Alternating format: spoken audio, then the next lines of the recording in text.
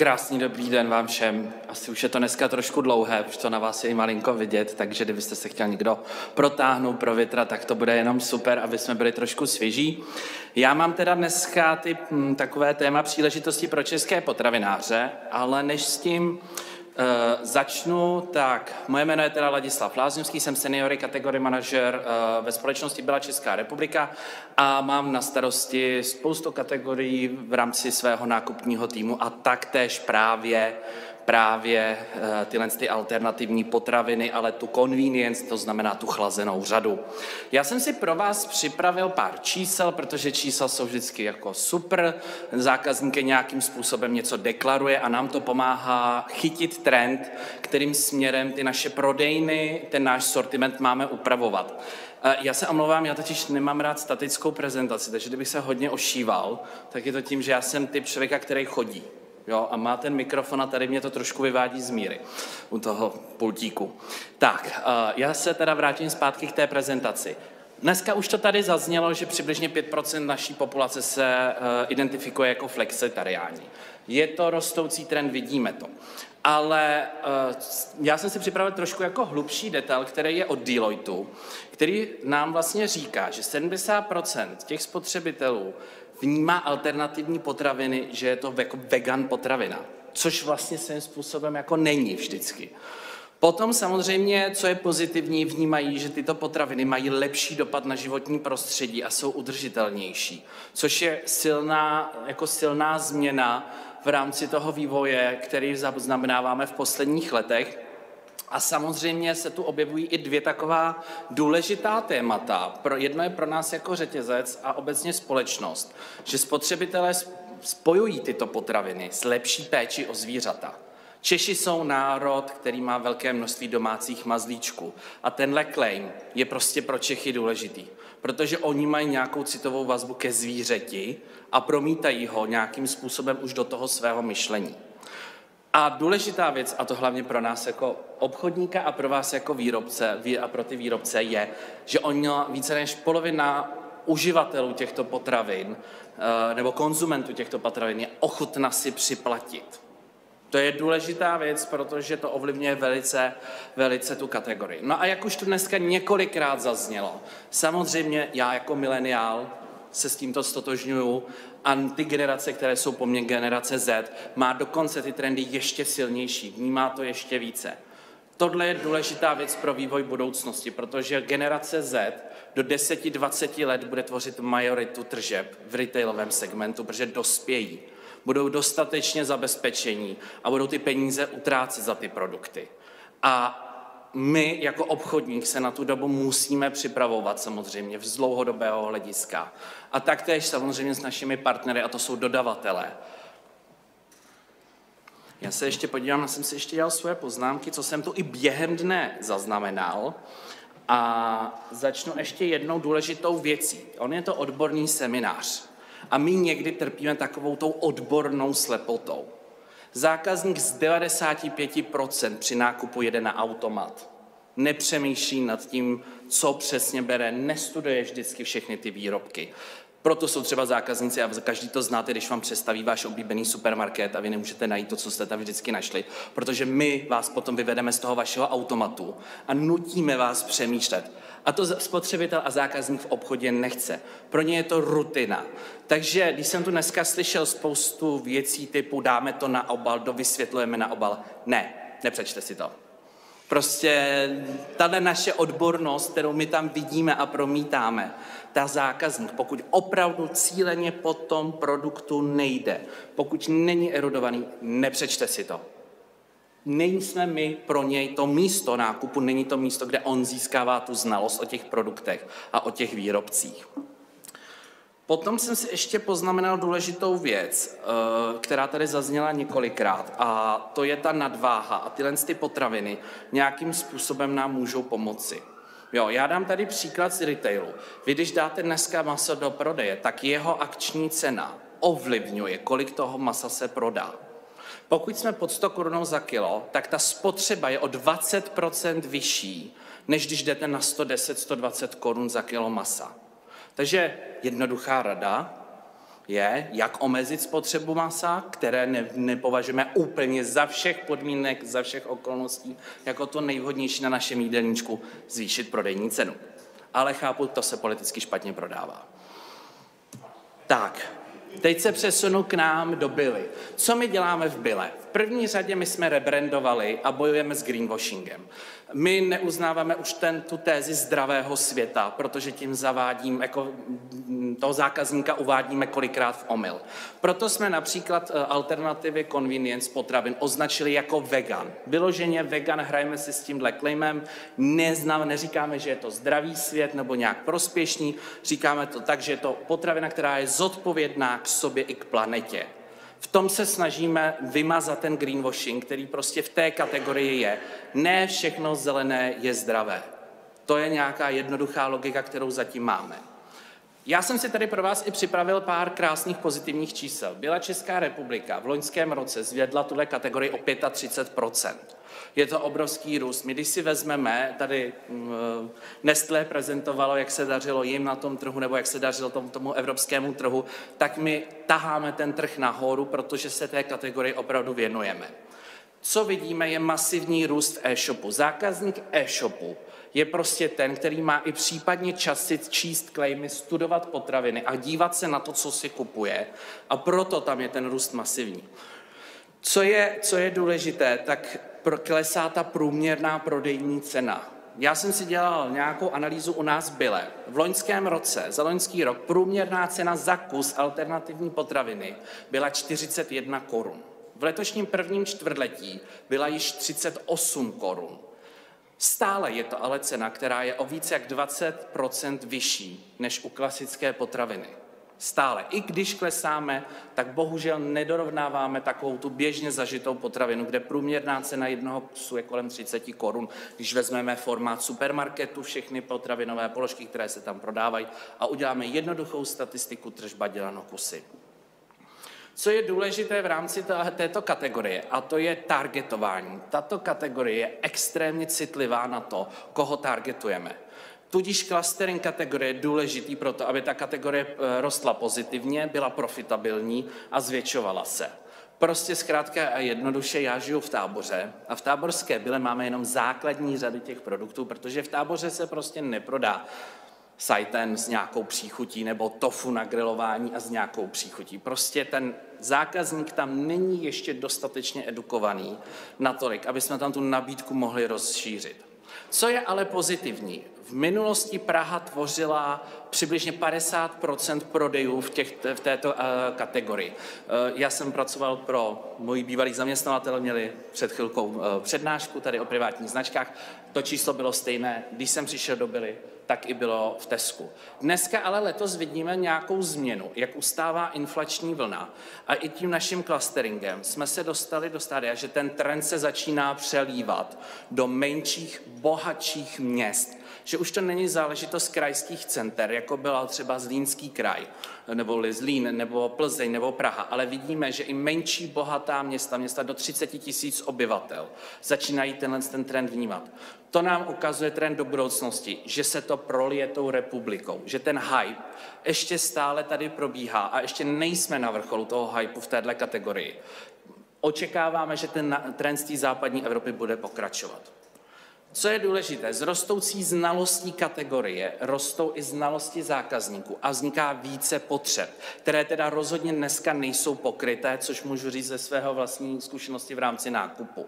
Samozřejmě na některé alternativy ještě čas neuzrál. Takový vuňák ještě potřebuje jako odležet tak 5-10 let, než na něj dojde řada, protože vuňák opravdu v český zákazník jako zatím nepřijal. Jo. Obecně rybí alternativy ještě stále ten trh není edukovaný natolik, aby to dokázala reflektovat. Co je důležité v rámci této kategorie, tak je nutná spolupráce mezi dodavatelem a obchodníkem a aktivní komunikace. Já si tady dovolím sdílet pár zkušeností, i to potom uvidíte na tom dalším slajdu.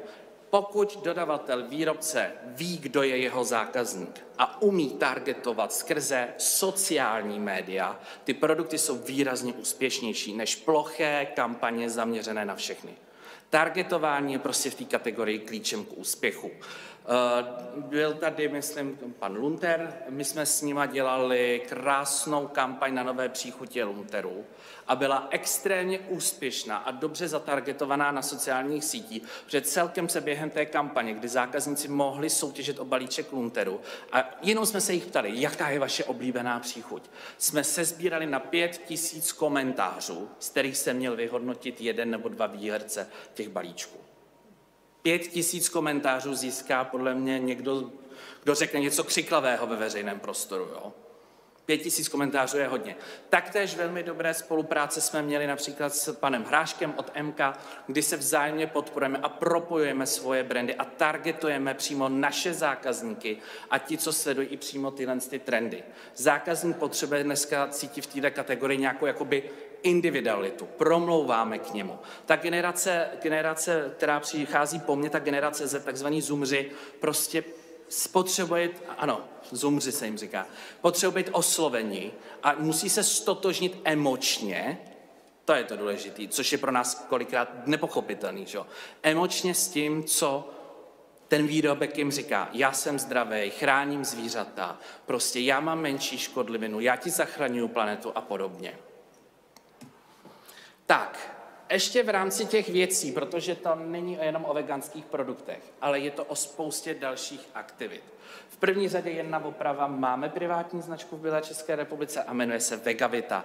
V loňském srpnu jsme ji nalančovali, v letošním roce ji budeme aktivně podporovat a tím přesvědčuju k tomu tady vznesenému dotazu. Samozřejmě, že nemůžu říct detaily, protože je to strategická věc a je tu i naše konkurence, ale nenecháme se rozhodně zahambit oproti naší matce v Rakousku. Dále určitě jste slyšeli, že byla Rakousko otevřela Fanzilu, což je první veganský obchod v Evropě, je ve Vídni. Je to příjemné, hezké místo, určitě, kdo budete ve Vídni, navštivte, podívejte se. Má tam ten zákazník, který opravdu chce jít tou alternativní stravou, vše na jednom místě. Kdybyste se chtěli zeptat, jestli to plánujeme v České republice, tak v následujících letech určitě ne, protože tady ten trh se potřebuje zvětšit a edukovat. No a jelikož tady dneska byly i ty zdravotní aspekty, tak určitě se musím pochlubit. Byla Česká republika je partnerem olympijského týmu, kdy podporujeme pohyb. My například máme spoustu aktivit ovoce zelenina do škol, máme spoustu aktivit spojených právě i v kanceláři, kdy naši kolegové dostávají zdravější potraviny zdarma, aby jsme profanovali ten zdravý životní styl. Tak a teď důležitý číslo. Já jsem se prostě podíval na trh ve Spojených státech a na trh v České republice. Nielsen nám za loňský rok vykázal, že český trh s alternativními potravinami dosáhl obratu 527 milionů českých korun. Je to bez Lidlu, takže když si připočítáme Lidl, budeme někde kolem 570. Trh s alternativními potravinami ve Spojených státech, odkud se tyto trendy aktivně a velmi silně šíří, dosáhl více než 200 miliard českých korun. To znamená, že ten trh je 60krát větší než český trh. Když vám to kvantifikuju, tak čeští výrobci, jakýkoliv výrobce dělá alternativních potravin, v následujících letech by měl získat z této tržby skoro 2,8 miliardy. Což je obrovský balík peněz v jakýmkoliv prostě biznisu, ať už pro obchodníka, tak i pro výrobce. Takže ten růst tady stále bude pokračovat. Dá se předpokládat, že během těch následujících 10 let dosáhneme těch čísel, které vidíme v západní Evropě, protože bude dospívat ta generace Z, ty zoomři. Už je tu generace alfa, která bude ještě víc citlivější na tyhle otázky, protože jejich rodiče jsou generace Z. A díky sociálním médiím a globalizaci prostě ta témata budou velmi otevřená. Ano, náš stát obecně před těma věcma zavírá oči, prostě, protože to je pro nás kolikrát ještě neohmataný, ale ten trend se prostě stane bez ohledu na to, jestli my budeme říkat ano nebo ne. To je ta důležitá message. A ten trh se může nafouknout až na 3,2 miliardy korun ročně, což je obrovský číslo, který jako před námi leží. Tak, příležitost. Co jsou nějaké rady, které jsem pro vás připravil, aby jsme se na to podíleli. 73% zákazníků stále řeší tu cenu. Je to logické, máme za sebou nejsilnější inflační vlnu za nějakých přibližně 25 let. Proto ta citlivost na cenu zůstává. Ta chuť je výrazně důležitá, taky to tady dneska zažilo. Ale já jsem si potom položil otázku, že všichni známe Lunter, známe Garment Gourmet, pana Hráška, Tudle a tak dále. Ale mně vlastně došlo, že kromě teda dnešního jerky, já nevím, že by tradiční výrobce třeba Madeta vyráběl alternativní mléko. Jako jsem si říkal, proč, když by to byl přirozený jako doplněk jejich sortimentu, jo? Nebo kostelecké uzeleniny nemají alternativu prostě k masu nebo uzeninám. A přitom díky té ceně, která stále klesá, tak zrovna v segmentu například delikates nebo convenience, tomu říkáme, a uzenin, už 70% výrobků má srovnatelnou prodejní cenu jako klasické potraviny, když to napárujeme versus nějaká potravina. Takže jako přirozeně by se ten trh tady měl rozvíjet, ale nerozvíjí se. Takže jsem si připravil taky důležitý hinty, kdyby náhodou to někoho oslovilo, nebo to viděl nějaký dodavatel, který by chtěl začít produkovat tyto potraviny. Tak to mám první důležitou věc. Vytvořte název, který bude snadno zapamatovatelný. Já se omlouvám, Nestlé, ale Garment Gourmet jsem neuměl vyslovit 2 roky. Přiznávám se na rovinu, prostě problém pro mě. Pan Hrášek, ježiš, to bylo krásný, simple, jo. Tudle, to si vždycky vzpomenu na dětskou říkanku, tudle, nudle. Asociuje to, musí to asociovat těm zákazníkům něco, jo, nějakou emoci. Potom určitě marketingová aktivita s čísel, kterými vidíme, s těmi úspěšnými výrobci, kteří dneska s námi spolupracují, je, že marketing by v prvních fázích, v tom hypeu, kdy vy chcete launchovat, rozvíjet svoji značku, měl dosahovat až 40% obratu té značky. Prostě ta známost musí vzejít. 40% je strašně moc peněz. Jo, to je obrovský balík, ale funguje to. Jednoznačně sociální sítě hrají primární úlohu podporování alternativ. Taktéž známe osobnosti, já jsem je ani tady dneska nechtěl vyjmenovávat, kdo je sleduje, tak víte, že čím dál tím více slavných osobností, i těch českých, podporuje tu aktivitu. Vyhnout se greenwashingu. Prostě mít to logo vegan, to je dneska největší záruka toho, že prostě ten produkt bude vnímán pozitivně. No a pak je tady jeden bod, který je velmi citlivý, bacha na to. A proto je tu občas složité pro ty výrobce se dostat k těm obchodníkům. Protože ne každý super nápad, super produkt, který skvěle chutná, uspěje. Velký téma v této kategorii je i plýtvání potravinami. Protože ty potraviny jsou stále v průměru o 20% dražší. To znamená, že mnoho obchodů, mnoho supermarketů a hypermarketů napříč republikou nezvládnou prodat ani tu minimální kartonáž, kterou dostanou. Takže paradoxně vytváříme takovou situaci, kdy potravina, která má prospívat planetě a lidem, skončí v odpadu, který někdo musí zprocesovat. Takže popře sama sebe ta potravina v tu chvíli. Tohle je velký risk pro budoucnost i v rámci těch cílů, které Unie nastaví. Ten potravinový odpad bude pro budoucnost klíčový. A pro nás jako obchodníka bude nejdůležitější v rámci téhle politiky. Takže ano, produkty, které se neprodávají a vytvářejí potravinový odpad, logicky vylistujeme. Tak, tady je jenom pár těch příležitostí, co jsme měli, ať už to byl Lunter. Tady vidíte krásné propojení brandu Pan Hrášek a byla Česká republika. Pro nás jako obchodníka přímé targetování je prostě jako důležité. Jo, my musíme oslovovat a musíme vědět, že ten zákazník, a teď to vezmu biznisově, prostě chci, aby to nakupoval v našem regálu. Omlouvám se kolegům, jo. Prostě nechci, aby to nakoupil někde jinde. Takže proto tyhle biznisové věci jsou důležitý a přímé oslovování nejvíc pomáhá. Já myslím, že už mám vše, já si ještě projedu takhle narychlo poznámky, ono mi to nevydrželo úplně celý otevřený. A byla tady dotaz na malé producenty a střední producenty. U nás určitě v Byle mají všichni dveře otevřené v mých kategoriích convenience, pokud ta věc dává smysl.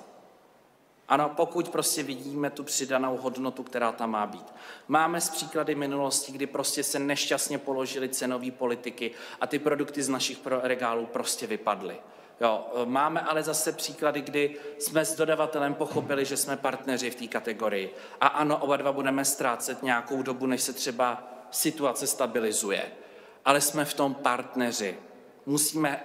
Mojí povinností, a i to říkám svému nákupnímu týmu, je hledat cestu, jak společně vyřešit případné problémy, překážky a podobně. Protože na konci dne o tom našem úspěchu společném rozhoduje pouze a vždy zákazník. A to myslím, že byla moje poslední věta. Děkuji vám za pozornost.